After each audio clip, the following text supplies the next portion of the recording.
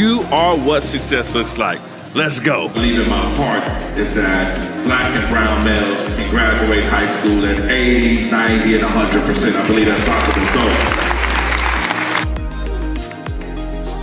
For a leader, you have to really have the will and the skill. People might have the will and then they get burnt out because they don't have the skill. Because it was by the grace of God that I was successful. When you put the right supports in place and you put a culture of love, I promise you the babies can do all things through Christ who strengthens them, right? Hey, you all, this is Pastor Still. Listen, I'm so excited about my friend's book, Dr. Mark Abraham. Listen, make sure you get your hands on this book. I believe this book is going to be life-changing. We had such an awesome time with him at Kingdom Church. He did an excellent job speaking about the book. And I really believe that education can literally help break the back of that spirit that tries to stop us from learning. So make sure you get your hands on that. Good morning, good morning, good morning, good morning, good morning, good morning, good morning, good morning, good morning. What's up, family? It's Saturday. It's Saturday. Let's talk about it. Let's talk about it. How you feeling though? How you feeling? I'm happy to be back in Buffalo. You know, I didn't know we was gonna have a snowstorm. Everybody's in the grocery store yesterday, man. And it's so interesting, man. One conversation by the governor. That's powerful, man. One warning by the governor would throw the whole state in a frenzy. Powerful stuff. The Governor Hochul came in and said, "Man, this is a state of emergency. We already got the trucks and everybody lined up. We got workers. We got everybody situated. Man, if you got elderly family members, tell them to come over. Make sure everything, make sure that you're ready to rock and roll." And man, yesterday, the doggone grocery stores were chaotic. I'm thinking I'm going to the grocery store just to do something nice for the family.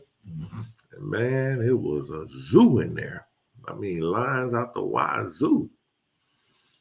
So, I pray that everybody stay safe. If you ain't got to be out in the streets this evening, if you're in Buffalo, New York, stay in the house, cozy up with your family.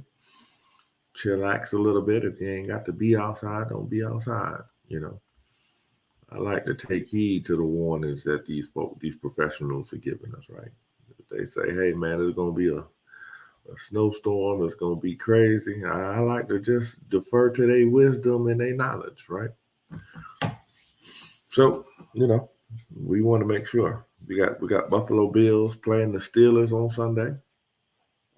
And some people are saying, well, this is why Buffalo needs a stadium that is domed. Because if we got a stadium that's domed, then we don't have to worry about the snow. We can play in any weather and it won't bother us. I get the, because of the circles I'm in, I get the fortunate enough, the good fortune to be able to talk to people who are actually participating on, building the stadium in Buffalo. If you don't know, Buffalo has a new stadium that they're putting up. But I get the pleasure to be able to talk to some people that are actually participating in it on that level. And what I've been able to see, at least what they've told me, they said, "Well, Doc, if there's a big snowstorm in Buffalo, it doesn't matter if there's a dome or not. How would the people get there?" He said, because, if there's a big snowstorm like how we had last year, 7 feet of snow, it wouldn't matter if there was a dome or not. We still can't get fans to the stadium. We couldn't get players to the stadium, so we'll have to play someplace else. And, then that's an interesting argument. And then they said financially, they don't make the return on investment if they do a dome stadium. So then you do a dome stadium, you don't get the return on investment. At the end of the day, people, when folks are deciding to build something or make something as a business, folks ain't in the business of throwing money away. It got to make sense. The dollars have to make sense, right? And so, so that's what they were talking about when they said that. So, good morning, Shelley. I was looking at the Young Thug case. There's a Young Thug that's on trial right now for the RICO. And they were playing his song Lifestyles in the courtroom. Had everybody listening to it. I couldn't have been in that courtroom because it was like, light it up in the lifestyle. I was in the back like this. Hey, that's my joint. That's my joint. And so we saw Fat Joe say recently that everything that he has ever rapped about, he said everything that he has ever rapped about has been a farce. It's a lie. He said, I ain't rap about anything that was true.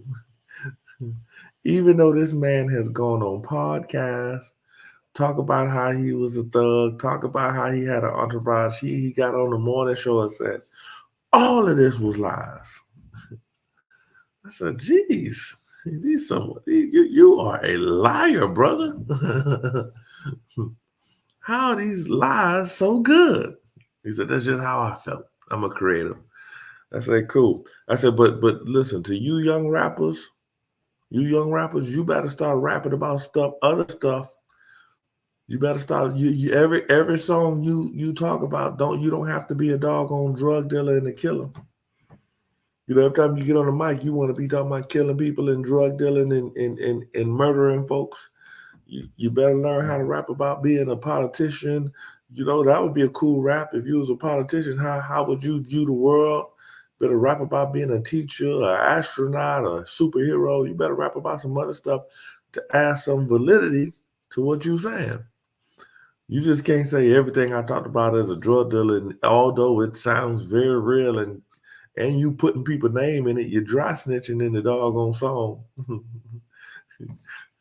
Like Tony and them. Man, we actually know Tony. When I was a high school principal, hey y'all, I'm just rapping today. When I was a high school principal, there is a police task force. Folks don't know this. Young people, the parents, you don't even know this. There is a police task force that is assigned to monitor young people's social media. There is a task force that is literally their whole job is to monitor the chatter on social media.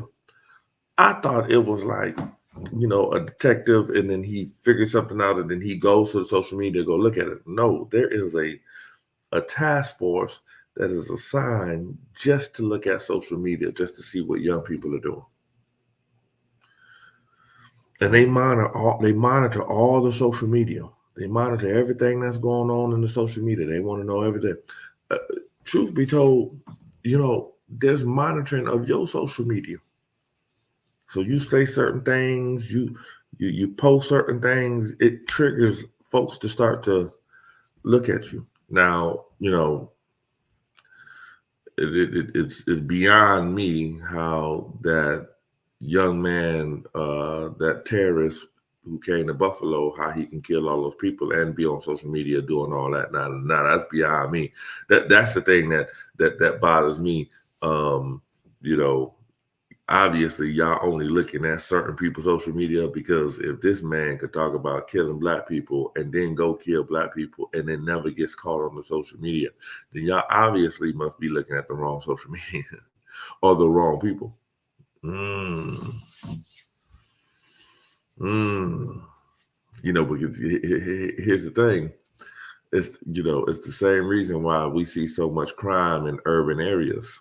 Right? It's like, man, all the black people just committing crime. You really think that? I mean, you really can't think that, right? You really can't think that that you've been in the hood, right? You hung out in the hood. It ain't the Wild Wild West. Folks ain't just running around with machine guns. That ain't happening. But what you will see is a lot of police presence. Well, if you oversaturate a community with a lot of police, then what you expect to happen? You're going to find crime. If you put the same amount of police in the suburban areas and you oversaturate that area with a whole bunch of police officers, I guarantee you're going to find a whole lot of crime. Just the fact of the matter is them folks is paying a whole lot of taxes and got lawyers, and so they don't want that smoke, right? And so then you say, well, there's less crime in the suburb than in the city. No, there's more police officers in the city than there is in suburbs. Well, the police officers, because they got more crime. Then there's no crime going on in the suburbs. You know, sometimes we just take things at face value, and then we don't really critically think about what folks are telling us. You know, my whole thing is always, you know, don't pee on my head and tell me it's raining. You know, I like to critically think and evaluate things for myself. Did you see that the United States was bombing in Yemen? They bombing Yemen right now, man. War is such a dirty thing, man. It's wrong. You know, war spelled backwards is wrong, man. And innocent people die and people get killed, man. And it's never a pretty thing. And so we got our president that launched a strike on Yemen, you know, tearing things up. And so, you know, that's where we are right now, man. That's where we are. We got a presidential election coming up, and it's gonna be interesting. It's gonna be interesting, man. I'm always frustrated. I seen Charlemagne the God say, you know, what did you see Michelle Obama say this? She said, if Trump was a black man, he wouldn't been able to run for anything based off all the things he was doing. Man, if Trump was a black man, with the way he performed, the way he be acting, man, this joker be killed by now. He would be dead, not be able to run. He would be killed dead. It would not even be a thing. This man got so many doggone cases open. It's incredible how somebody could commit that many crimes. This dude is a criminal, man. And then when he gets on trial, he gaslights the whole judicial system. You know, like they talk about him on the news, man, it's fake news. He created fake news. If you say fake news, that came from Trump. Fake news. It ain't real. He gets in front of the judicial system, they got proven evidence. You did it. No, y'all the problem. This is a witch hunt. You the witch. We got you, you know. So Michelle Obama, First Lady Michelle Obama said, if he was a black man, and then Charlemagne the God, this is what bothers me, man. We don't, if you're a Democrat, there is no other Democratic, like Joe Biden will be the forerunner, right? Like that's going to be the one who, you know, who's going to be running for president. And then you got, if Trump gets it, then he's going to be running, right? Then it's going to be Trump versus Biden again. If you're going to vote for Biden and you're not going to vote for Trump, why even say anything disparaging about Biden? I mean, why even throw that out there? Why even? Because if you say something disparaging about Biden and you have a following and you're encouraging people to say, well, I don't think Biden's a good president. I think Joe Biden's doing a good job. I mean, you know, I like my president not to be all on Twitter, not to be talking on the mic wild every single day, not to make us feel like we're going to be in war and race wars and getting into stuff. I like my president to be behind the scenes making things happen, man. I don't think he's doing a bad job. And I hear a lot of people saying they're struggling, financially. Me and Danielle was talking about this last night. People saying they're struggling, but we concluded it just more of it is how much money people were getting through COVID, right? I think that's part of it, because people say, man, when Trump was in office, man, I was making so much money. Well, we had no work. We had all this government assistance. We had all this going on. We got an influx of cash, and families were, man, we see boys, man, who was getting that PPP loan, man, that was like balling. You go in the hood, cats was driving in like Bentleys in the hood, in front of in the projects, man. They got that PPP loan. I was always leery of taking money from the government. I didn't take any PPP loan, but I was scared of it, rightfully so. Man, you see how many people that got fined and went to jail for taking PPP money, and now they locked up. Folks was buying trucks and all type of stuff with that money, man. And now they locked up, man, in jail, man. The government don't just give you free anything with some strings attached. I promise you. And then if you black or brown, you got to realize they really looking at you. They done gave that free money like this. They know exactly what every one of them dollars is going, man. The moment, they say the moment $10,000 hit your bank account, the feds now start to look at it. The feds start looking at it. Hey, family, it's Saturday, man. I'm just rapping, man. I'm just rapping, man. I'm just rapping. Sometimes I'll be speaking and some of y'all be having questions and I'm just rolling and I don't answer the question. But on a Saturday, man, it'd be a good time to ask me a question. I'm just rapping, man. I'm just rapping. God told me last night, he said, son, don't miss me by looking at the wrong things. Don't miss me by looking at the wrong things. Because I'll be so busy looking at, like, all right, this ain't happening, this ain't happening. But I'm missing all the other blessings that he's given me. So I say the same thing to you, man. Don't miss God. Don't miss God and miss your blessing because you're looking at something else. You healthy. Your body's good. Your mind is good, man. You might not have the house you want. You might not drive the car you want. You might not, but don't miss God still blessing you in your health. Don't miss God still doing things for you, and you so busy focused on the negativity. Keep your eyes open, man, and be grateful for all of it. And let me tell you I think the process of success it feels better than the success itself. I'm gonna say that. I'm gonna say that again because it sounds confusing. I think the process of success feels better than the actual success. When I was working on my dissertation, man, the process, man, the grappling, the struggling, man, the writing the dissertation, the fighting your way through it, the pain and the staying up and anxiety and oh my God, to finally get it and say I'm a doctor, all of that led up to it, man, that felt amazing. That was the journey. But then after you became a doctor and you rung the bell, it was just like, okay, what's next?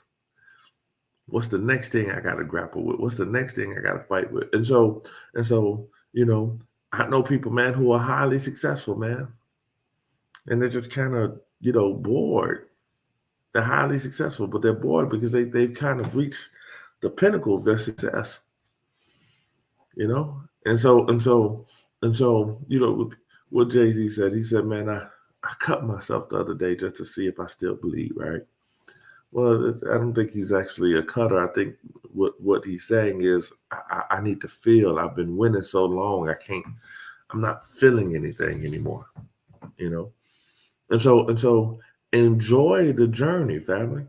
Enjoy the journey. As we're up here every day making our affirmations and confessing and believing God that we're multi-millionaire and we're able to enjoy that journey. Because it's going to be a time where everything that we have confessed will manifest itself. It's going to be a time where we're going to actually physically have everything that we see and say, everything that we say and everything that we've seen on the end time. And then when you get there, you're going to be like, oh, okay, I arrived. So you want to enjoy this journey, enjoy the process, enjoy the building, enjoy the grappling, enjoy the struggle, enjoy the figuring out. That's the enjoyment.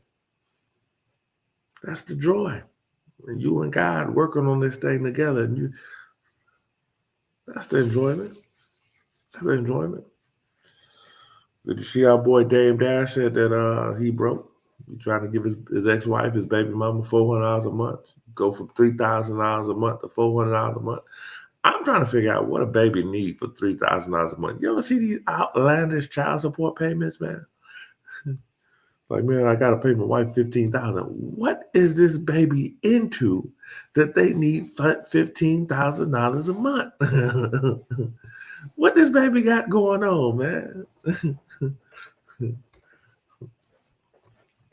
What the baby into, man? What the baby into? Well, but and let me not play because I don't want ladies. I don't want y'all mad at me. I don't want y'all mad at me. We need that money.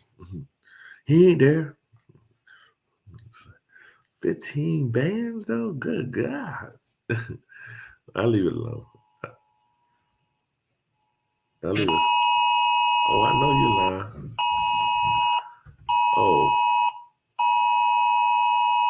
Okay. All right. Dog, that's crazy. I'm sitting here live and the doggone winter advisory joint just hit my phone. Aggressive. Thank God I have it on. I'm on the computer today. So, family, did I miss anything? I just been rapping. I just been talking, man. Did I miss anything? You know, follow the journey. We done talked about life event, world events. Talked about Buffalo Bills. I ain't gonna miss Miami and Kansas City. I don't even want to watch the game, man. I don't even want to watch the Miami and Kansas City game. I really don't. I really don't want to watch the Miami and Kansas City. I'm gonna watch it, but I don't want to watch it. I'm gonna watch it, but I don't want to watch it. I'm gonna have my Miami Dolphins stuff on too, but I don't want to.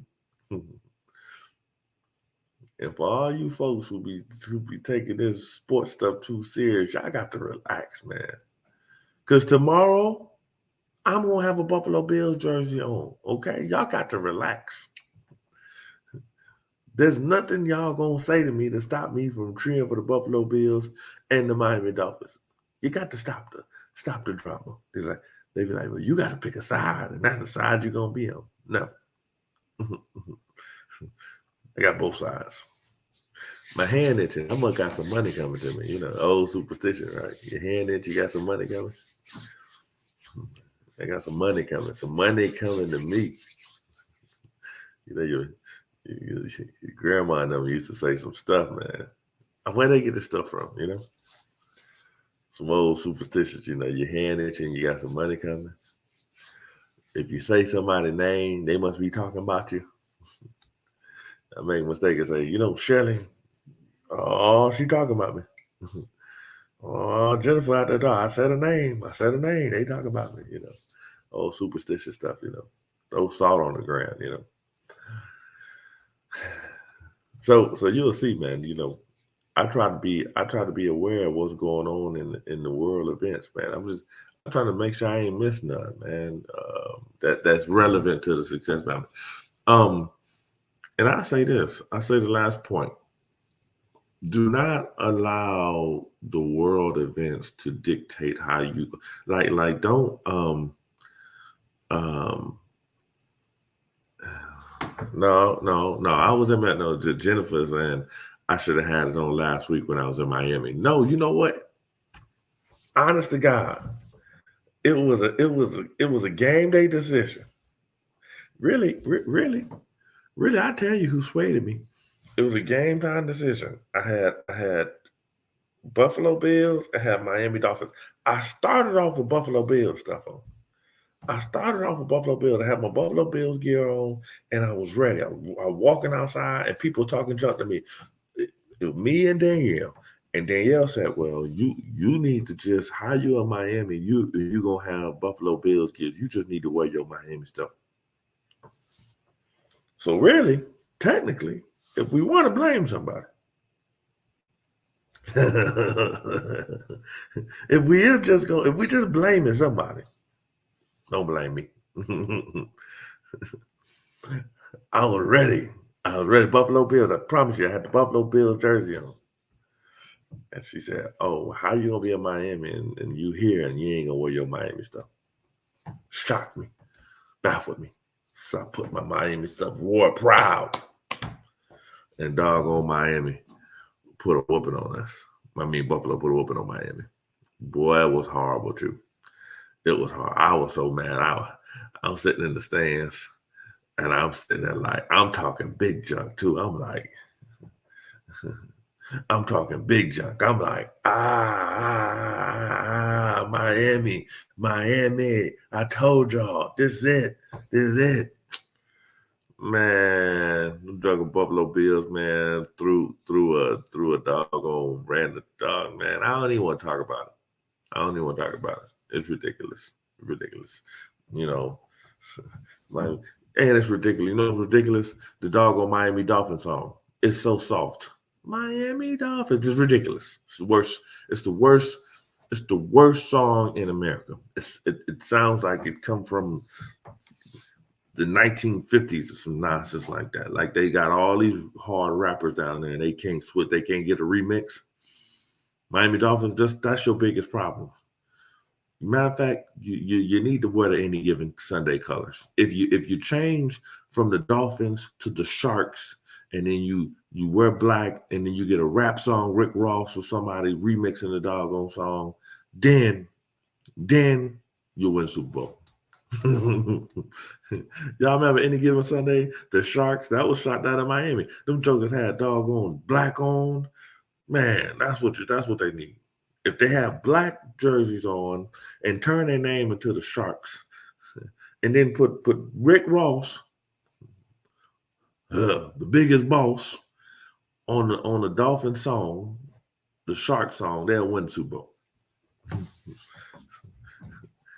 They're too soft, you know. The team is soft, injured all the time, hurt all the time, want to just be prancing around, you know. They got to get some toughness on them, you know. And I love the Dolphins. That's why I'm critical of them. So tomorrow, I will be back in my Buffalo Bills gear on. Don't say nothing, Mike Osborne. I do what I want. I do what I want. All right. I'm not playing around with y'all this year. So leave me. Whatever I say, leave me alone. Don't bother me. I don't want to hear none of your nonsense. It's happening. It's going down just like that. Hey man, it's Saturday, man. We just kicking it, man. It's, somebody told me that they think I just walk around just preaching all the time. Like, man, that's all you do, huh? When y'all hang out together. You hang out, Mark. All he doing the preaching and stuff. That's how he is. What?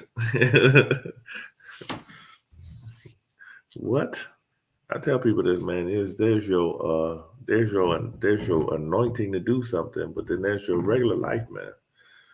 I promise you, I don't get to the party and be like, let me tell you something about the Success Family. Sit down. I promise you, I'm not doing that. You can invite me to the party. I promise you, I'm not gonna hold a sermon in the middle of the flow. We want Abraham to come, but we don't want to get taught that. I promise you. I ain't going to do that. I'm going to sit back in the back and I'm going to be enjoying myself. You wouldn't barely know I was there. Man, it's time to go, man. It's 30 minutes. I am very keen on people watching too, man. I love people watching, man, especially in the airport. I say this last night. In the airport, In the airport, I love people watching. I love seeing people running for the airline. This one thing I'm gonna tell y'all. Y'all never gonna see me running for a plane. My thing is, if I gotta run for a plane, first of all, I'm asking the little dude in the cart to drive me there. But the number, look, watch this. The number one group of people that run for plane is my white brothers and sisters. All my white brothers and sisters, boy, they be running for planes. They be knocking people down. They love that, man. I mean, that's like a sport for them. I'll be looking every time. Watch the next time you're in the airport. Watch the group that run for my white brothers and sisters. They be look at brothers. You rarely see a black man running for a plane. Next time you're in the airport, just sit down and watch. That one thing you rarely see a black man running for a plane. Brothers gonna be with the limp. They just gonna if they gonna miss it, they gonna miss it. But you ain't gonna catch a brother out of stride and out of pocket, running and sweating and get. That's my thing. I'm a big guy. I ain't gonna run and get to the airport. Kind of catch my breath, man. About to die, man. I refuse. Give me a minute. No, man, it's true. So that's. And what I've concluded in airports, watch that. Next time you're there, you're going to remember this. I did it with one of my colleagues one time. We sat there and watched it. I said, I guarantee you, the only people that are going to run for plane is the white brothers. She was a white lady. Oh, she hit the floor, man. She hit the floor. She was baffled. She was baffled. I said, man, I be in these airports all the time. And I just watch them. They are some running for plane individuals, boy. Brothers don't be running for no planes, man. I'm trying to tell you. Brothers ain't running for no plane. Brothers gonna walk out there, man, be smooth. they just gonna be chilling, man. They are not running for no planes. So that's what I concluded when I go through all these airports. The thing that I conclude is that my white friends, they running for planes. My black friends, it's a rarity. It's a rarity. It is a rarity. Well, we making affirmations, man. Somebody said, man, what did I get out of today's Saturday session? Hopefully you got some history, you got a little report from the world, you got some sports report. You know, we see the Dame Dash can't pay the $3,000 child support no more. And you got to smile, man. You got to smile, man. Laughter is important. Laughter is important, man. You gotta laugh, man. You gotta laugh. So many people, man, be looking so serious, man. Just so serious about everything, man. If you don't know how to laugh, man, I can't even hang out with you, man. You know the people that always want to be deep. Oh, I got a friend, man. He always want to be deep, man. I'd be like, bruh, I don't want to be deep all the time. You know, if we have a deep conversation once a now and then, that's cool. But I want to laugh, man. I want to enjoy life, man. I want to be smiling. And you know, laughter's good for the soul, man. So anytime you see me, man, I'm laughing and have a good time. If you see me and my kids, man, my kids are jokesters, man. We be sitting there laughing all the time. Put me and my kids at the dinner table, man. We are rolling. I like to laugh, man. I don't like to be sitting there looking like I'm sucking on lemons and being real deep all the time. I don't like doing that. Life's too short, man, for me to be sitting there looking serious all the time. So you hang out with me, we laughing. And we're going to find something to laugh at. And if you can't laugh, man, you might as well just find somebody else to hang out with, man. I'm going to laugh. I'm going to enjoy life. Well, there it is, family. There it is. We are making our affirmations. Somebody asked me what's on my shirt. This used to be, now mind you, your boy doing good, because I had this shirt. I had this shirt when I was a principal. I think I was a principal at like 30. But I had this shirt. It was a partnership that my school, McKinley, did with Buffalo State College. And, you know, they put all the logos on there, and we were doing the first ever teacher preparation program. It was a program initiated by the great Crystal Barton. And then I took over it when I took over as principal, and we would first ever, man. And Buff State was doing a teacher preparation program. Phenomenal, man, phenomenal. So then but you know, the shirt still fit me good though. You see me, it's like 7-8 years later, man, and I'm still. That's why I put it on. I had to tell myself, can I still fit the shirt on that I had 7-8 years ago? So you see me, man. You see I had to join those 7 years ago. Holla at your boy, you know. Oh man, I'm way over time. Let's make our affirmations to get up out of here. I will be better. I will be back on it on Monday. Monday morning, we're gonna be back on the. I promise you, we will be back. Tell your friends. Say this is a rarity, y'all. He really just don't be sitting there talking junk. Oh, I promise. He be giving us inspiration. I promise. And if you on here being too serious, you gotta relax, man. You gotta relax. I remember I said something like this, man, one time, and people got mad at me. I said, man, if my son ain't playing good, I'm not showing up to the games. Oh my God. People took that so literal. They took it so seriously. I expected more out of you, Dr. Abraham. If your son is not good and he's riding the bench, you're supposed to just be there supporting him. And they were so mad at me. And I'm thinking like, see, that's our problem, man. In the United States, that's our problem. We have condoned the nonsense to the gills. It's like, if my son ain't good, I really don't want to be watching other kids play. And he on the bench.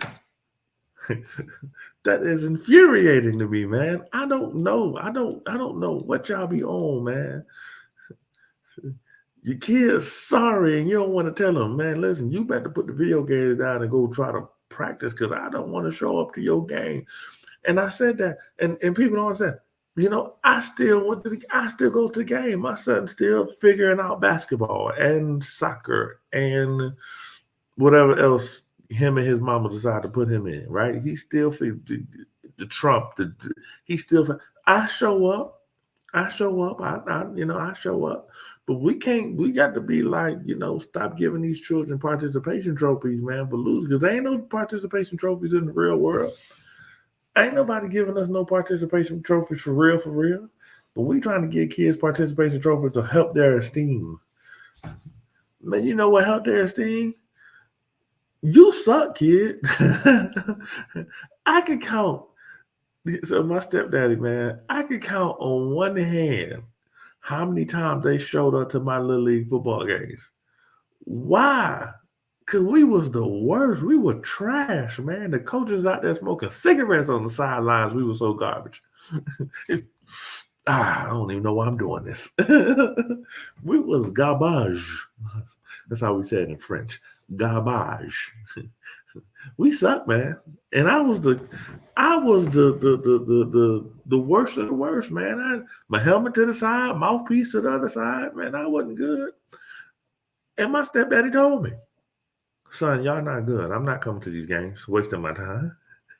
So what I did, I got better so that my mom and them could come to the game. Because I wanted them to be there. My mama was not coming to no game to watch us lose and watch us be sorry. No. I didn't die. I didn't ball up in the curl in the corner. My mama ain't this, ain't that. I didn't do any of that. The time she needed to be there, she was there. The time my stepdad needed to be there, he was there. I wasn't crying that they told me my team sucked. I wasn't crying when they told me I sucked. I wasn't sitting up in the ball like, oh my God, I need to, you know what? I just need to check out of this world because I ain't do none of that. I promise you. I got better. And so when you have young people, part of the real world is to tell them the reality and the truth. You ain't no good at this game, and I don't want to keep showing up watching you sit on the bench. I don't know any of these kids out here on the basketball court. Now I'm watching this little league game as if it's the NBA playoffs. I don't want to do this with my time. But we don't want to tell kids the truth no more until the real world hits them and tell them the truth, and then they can't handle it. You know, if the first time you get told truth is at 25, man, you're in trouble. You are in trouble. Well, I think my kids is up now, so I'm about to get up out of here, man. Y'all good? Y'all good? We're gonna make our affirmations. Yeah, so yeah, Shelly. So listen. Don't take things too seriously, man, when I'm saying it online, man. There's some stuff I'm just joking. You know what I mean? I put LOL at the back just so you know I'm joking. You ever say something that you meant, but you put LOL at the back? Try to throw them off? You know your breath stink. LOL. You know your mama ugly. LOL. You say something that's a little rude, but you put LOL on the back of it just to act like that's going to just smooth it out. LOL at the back just to kind of smooth it out. I do it all the time. Say something a little tough, but you put LOL at the back so they don't take it too offensively, so they can say you're kind of joking, you know. But I put LOL as a knock it out. So if I say something that's a little tough, I put LOL. Takes care of all of that. All right, man. Let's make our affirmation to get up out of here. 2024 is the year of more. And I promise you, if this is your first time watching me, I promise you, I typically have a beginning, a middle, and an end of a message, and it's all aligned. And so, you know, and then one more thing. I have people that watch me, man, and don't say anything. They just sit there and watch. And it feels a little weird. I don't know why y'all do that. Y'all don't say hello, no good morning, no nothing. And then when I see y'all in the community, you be like, man, I heard everything you said. I'm like, not nan time have you said good morning. Why are you secretly loving me? I don't understand. Just a thumbs up, how you doing, Dr. Abraham? Something, you know, don't be a secret lover. Anyway, 2024 is the year of more. I am blessed. I am the head and not the tail. I am above only and not beneath. Everything my hand touch prospers. I am a multi-millionaire for the kingdom of God. God loves me. I love my neighbor as myself. My mind is healed. My body is healed. I am what success looks like in Jesus' name. Amen. Family, this is your boy, Dr. Mark Abraham, #1 success speaker in the world. Hopefully, man, you can laugh today, man. Put a smile on your face. Everything gonna be all right until Monday morning at, you know what time we be on. You know what time we're gonna be on. We're gonna be on early, 5:30 a.m. You know it. I'm gonna be there. I hate putting the time on it. You know why I hate putting the time? Because if I miss it or if I'm late, I'll be feeling so bad, man. I'll be feeling so bad. But I also don't like to get on and I'm really, really like disorientated for whatever reason. And the people who rock with me, they're like, he didn't get a good night's sleep, girl. We just gonna take that one. So I really be trying to get y'all perfect, man. Hey, again, it's your boy, Dr. Mark Abraham, #1 success speaker in the world. See you tomorrow. See you Monday morning, 5:30 in the morning. Let's go Dolphins. Let's go Bills. Peace.